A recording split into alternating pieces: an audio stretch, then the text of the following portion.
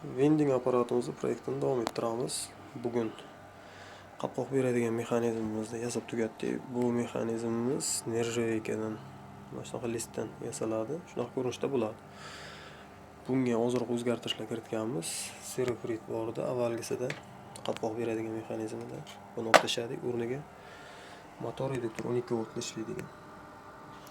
Va relay modul bizda ikkitasi ishlaydi. Bittasi zapasga. Hozir start tugmasi bosilgan. Tizim o'zi qaytadan sпрос bermaslik uchun bosib qo'ydim. Demak, hozir qopqoq yo'q ichida, mana biron qopqoq olish knopkasini bosganimizda bizga qopqoq yo'qligi haqida xabar beradi. Qopqoqlarimizni olib qo'yib ishlatib ko'ramiz hozir. Shunaqa.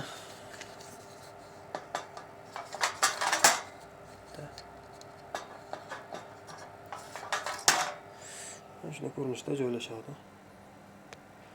Demak, qopqoq olish tugmasini bosamiz.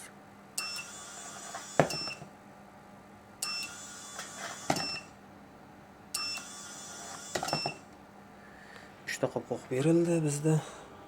2000 so'm pul qoldi. 5000 so'm pul kirgizgandim.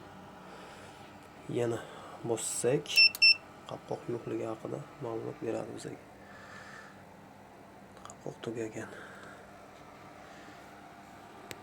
Shunday davom ettiryapmiz.